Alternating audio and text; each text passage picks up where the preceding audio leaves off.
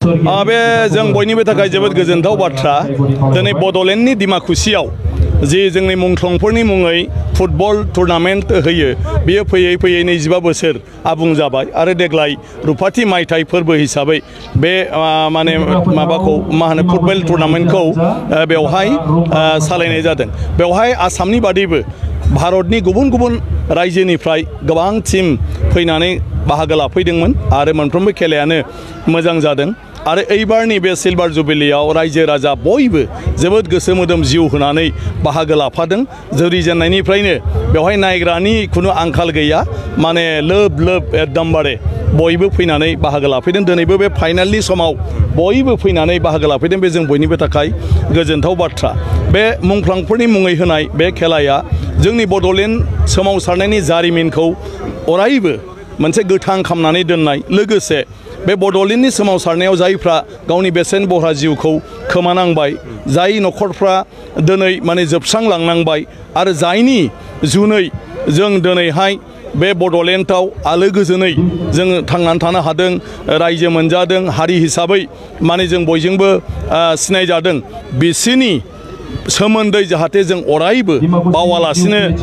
माने थाया आरो जेब्लाबो बिसोरखौ जों गोसोखांबाय थानो हायो आरो बेबायदिनो बिनि गेजेरजों बिथांमोननिसिम जोङो जेब्लायबो जाहाथे सिबिनो हायो, बिनि मोनसे बियो राहा। आरो बिनि थाखाय आङो डिमाकुसि आन्चलिक दुलाराय बर' फरायसा आफाद आरो बिनि स्पर्ट्स एस'सिएशन, बेनि गासै माने सानसुमै सुबुंफोर बिथांमोनखौ आङो साबायखर बावदों आरो आं जायगानि एमएलए हिसाबै एबारनि खेबसेयाव गावनि जे बिथांमोनजों ज' थाफानानै बेखौ माने जुरिजेननायनिफ्राय दिनै फाइनाल जोबजासिम आङो गाव माने मा होनो एखेलगे बिसोरजों गसंफानो हानायनि थाखाय गावखौनो खाफाल गोनां होननानै साननानै लादों। आरो जों नुदों सारा जिहेतु नैबे समाव आसाम नाङैनो जितु फुटबल जायगा थायो, नाथाय आसामनिफ्राय जोङो नेशनेल इन्टारनेशनेल लेभेलनि प्लेयारखौ खोब खम नुनो मोनो। बिनि सायाव आसामनिफ्राय माबायदि ना बेवहायथ' नाय आबहावायाथ' दं गासिबो। बेवहाय जोङो आसामनि जायफोर माने जाखांबोनाय गेलेगिरिफोर, बे गेलेगिरिफोरनि माने व्यक्तिगत नाजानायनिबो माखासे बाथ्रा थाहैयो। मोनसेया जाहैबाय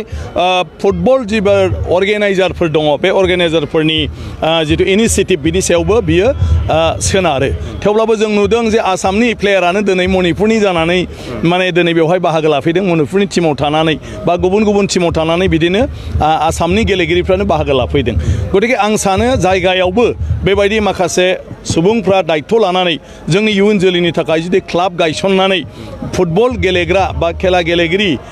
मानसिफोरखौ जुदि मोनसे सुजुग होयो, आं सानो जोंहा नेशनेल इन्टारनेशनेल गोबां माने गेलेग्रा प्लेयार जों जोनोम होनो हायो। सिङाव थानाय नैबे डिमाकुसिनि मिनि स्टेडियामाव थांनाय गोलाव सम बड'लेण्ड सोमावसारनायाव मुंख्लं जालांनाय जोहोलावजोमोननि गोसोखांथियाव जि गेलेन्स बड'लेण्ड फुटबल टुर्नामेन्ट होदों, बियो दिनै सिलभार जुबलिमोन देग्लाय आरो बियो दिनै जोबथा बादायलायनाय आरो बेयाव जोंनि डिमाकुसि ओनसोलजों लोगोसे गोबां ओनसोलनि रायजो राजाफ्रा रोजा रोजा बय बाहागो लाफैदों। बिनि थाखाय आं गासैबो रायजो राजा बिथांमोननिसिम आं नैबे समस्थिनि एमसिएलए जानानै आरो बड'लेण्ड सरकारनि गेलेमु बिफाननि मावफुं सोद्रोमा जानानै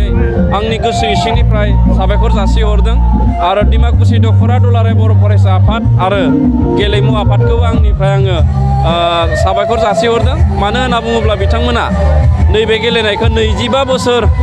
सालायबोबाय, गोबां खस्थ' खालामनानै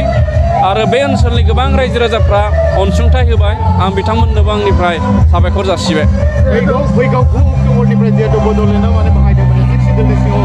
बेखौ माने थाखाय बाहायनो गेलेगोन? जोङो बड'लेण्ड सरकारा प्रमद बर'नि दैदेननायाव नैबे 2 बोसोराव जोङो गोबां हाबाफारि लादों। बेनि गेजेराव जोङो गेलेमु बिफाननिफ्राय जोंनि सा सानजा ओनसोलाव थानाय जि 6 शिडिउल काउन्सिलफोर दङ, 6 शिडिउल काउन्सिलाव गोबां गेलेगिरि दङ, गोबां मोजां मोजां गेलेगिरि दङ। नाथाय जों 6 शिडिउला मा जायो, गावबा गाव हादोरसानि गेजेरजों जों नेशनेल माने लेभेलाव सहैनो गोनां जायो। दा बेयाव जोंहा गोबां 6 शिडिउलनि प्लेयारफोरा थालाङो। दा बेखायनो 6 शिडिउल ओनसोलाव थानाय गोबां गेलेगिरिफोरनि जि स्कप, बिथांमोननि गेलेनायनि जि रोंगौथि, बेखौ दिन्थिनायनि खाबु लानानै जोङो नैबे 6 शिडिउल टुर्नामेन्टखौ जों खुंदों। जोंनि नैबे मिनि स्टेडियाम डिमाकुसि मिनि स्टेडियामावनो 9 अक्ट'बरनिफ्राय जागायगोन बियो आरो 23 अक्ट'बराव बियो क'क्राझाराव फाइनाल जागोन दा बेयावहाय नर्थ इस्टआव थानाय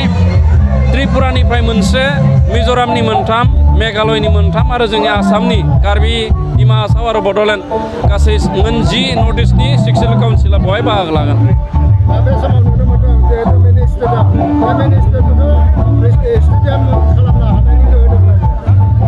नंगौ थांनाय गोलाव बोसोर नैबे डिमाकुसिनि मिनि स्टेडियामखौ आबुं महरै लुफुंनो हानाय जायाखै नाथाय देग्लाय आसाम सरकारा जिहेतु मोनफ्रोमबो एमएलए समष्टियाव गंफा स्टेडियाम बानायनायनि थाखाय अनसुंथाइ होदों बे हिसाबै जोंनि नैबे पानेरि समष्टिनि एमएलए आरो आसाम बिधान सभानि बुंथिगिरि बिश्वजित दैमारि बिथाङा नैबे पानेरि समष्टिनि सिङावनो नैबे डिमाकुसि मिनि स्टेडियामखौ आबुं महर होनो थाखाय स्किम हमनाय जादों आरो बियो थाबैनो मावफुंजागोन आरो मावफुंजायोब्ला बियो आबुं महरै मोनगोन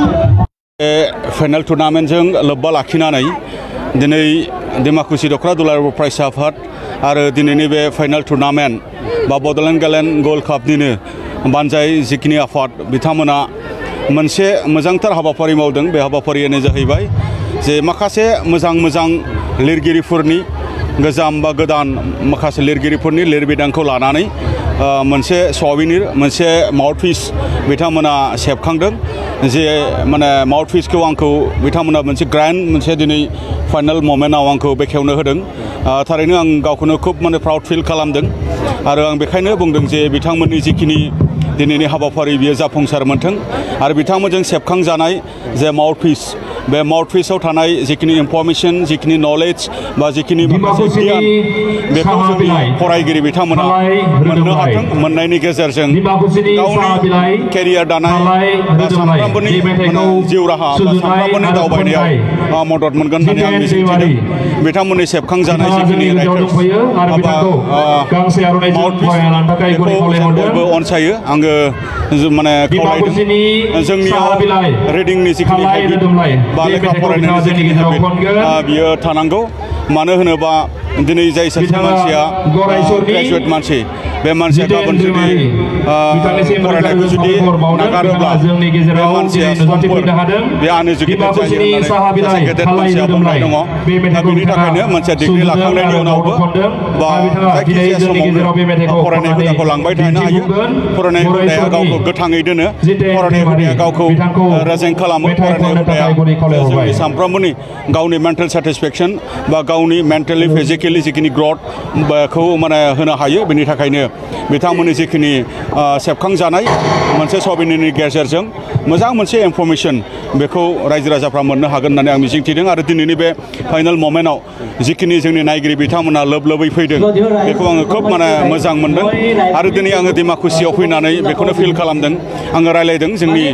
साफ्रोमबो बिथांमोनजों डिमाकुसिया नैबे बोसोराव जिखिनि स्पर्ट्सनि प्रग्रामफोर जिखिनि लाबाय बे ओनसोलाव गभर्नमेन्टआबो लाफैदों बेवहाय माखासे क्लाबफोराबो लादों बेवहाय जोंनि एबसुआबो लादों दा गासिबो थासारिखौ नायजोबनानै डिमाकुसिया मोनसे स्पर्ट्सनि हाब बा स्पर्ट्सनि मोनसे मा होनदों सेन्टार बायदि बेबायदि मोनसे दिनै महर लानो माने हमदों थारैनो बियो जोंनि थाखाय गोग्गाथाव आरो बेबायदि मोनसे आगान सुरनायखौ जोङो मदद खालामनांगोन जेन माने सरकाराबो थोजासे मदद खालामो आं बेखिनि बाथ्राखौनो बुंबाय गोजोन्थों दाखालि केबिनेटनि गेजेरजों माने आसामनि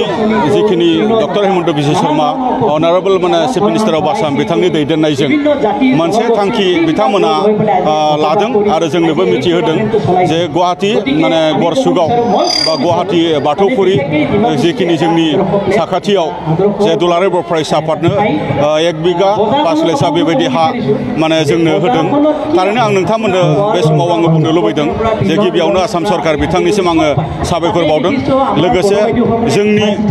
बर'निनो मन्त्रि मानगोनां उरखाव ब्रह्म आरो बर'निनो एमएलए मानगोनां जिखिनि बिथांमोन दङ जाय बिथांमोना दिनै दिसपुराव दंफैयो थारैनो बिथांमोना बे हाखौ मोनफुंनायाव जोंखौ मदद खालामदों मानोना 2006 सनावनो बे बाथौफुरि ओनसोलनि बा जे जोंनि बेतकुसि ओनसोलनि रायजो राजाफोरा दुलाराय बर' फरायसा आफादनो बे हाखौ 2 बिघानिबो एसे बारा जोंनो दान होदोंमोन जे हाखौ जों अफिसियेल मुभ खालामबाय थादोंमोन नाथाय गोबां खारनाव जोङो बेखौ अफिसियेल मुभ खालामदोंमोनब्लाबो जोङो बेखौ मोनफुंनो हायाखैमोन थारैनो बे हाखौ लानानै जों दुलाराय दुलाराय बर' फरायसा आफादा एकाडेमिक रिसार्च एन्ड माने जोंनि इनफरमेशन सेन्टार बेबायदि नामजों जोङो बेवहाय मोनसे इनस्टिट्यूट खुलिनायनि बाथ्रा जोङो सानदों बेनि गेजेरजों जोंनि फरायसाफोरनो कचिं होनाय युथ हस्टेल खुलिनाय लोगोसे जोंनि केरियार काउन्सिलिं जोंनि मटिवेशन बा माखासे एकाडेमिक रिसार्चनि जिखिनि हाबाफारिफोर बे जोंनि हायाव जोङो बेबायदि माखासे एक्टिभिटिनि जोंनि एक्शन प्लाना दङ